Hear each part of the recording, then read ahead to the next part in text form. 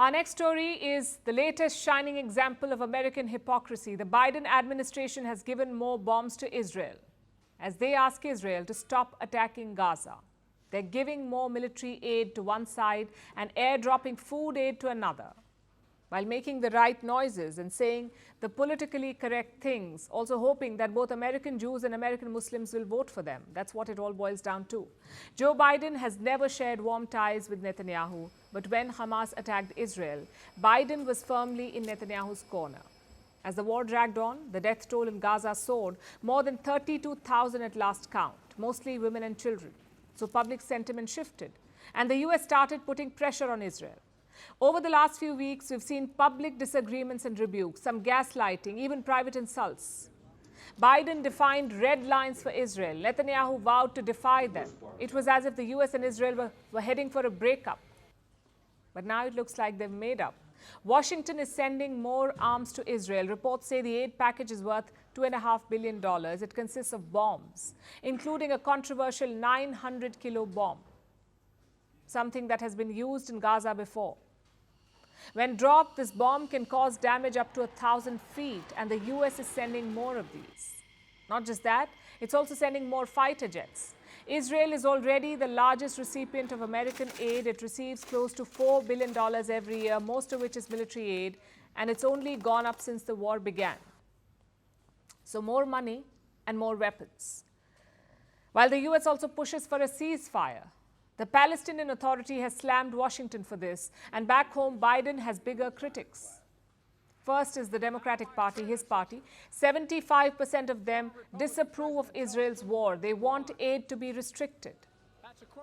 Then there's the American Arab community. They're accusing Biden of hypocrisy. Thousands are voting uncommitted in the Democratic primaries, meaning they may not vote for Biden. And this has been a Democratic voter base. So Biden is losing both lawmakers and voters. Plus, he's bickering with Netanyahu. Then why is he sending more weapons? Because of history and politics. Israel, you see, was founded in 1948. Minutes after its founding, America recognized Israel. And all US presidents have supported it since. So while Joe Biden may have a beef with Benjamin Netanyahu, he will not abandon Israel. It was the same with Bill Clinton and Barack Obama, pro-Israel but anti-Netanyahu. The second reason why Biden is sending aid is that the US is worried about this war spilling over. They're worried about the Hezbollah, about the Houthis, about Iran wading into this conflict. And if that happens, Israel will be vulnerable. So Biden may have to back Netanyahu for now. But the people of Israel feel no such compulsion. They're protesting against their prime minister. On Sunday, thousands took to the streets. They called for Netanyahu's resignation. Israeli shows that the Israeli public woke up.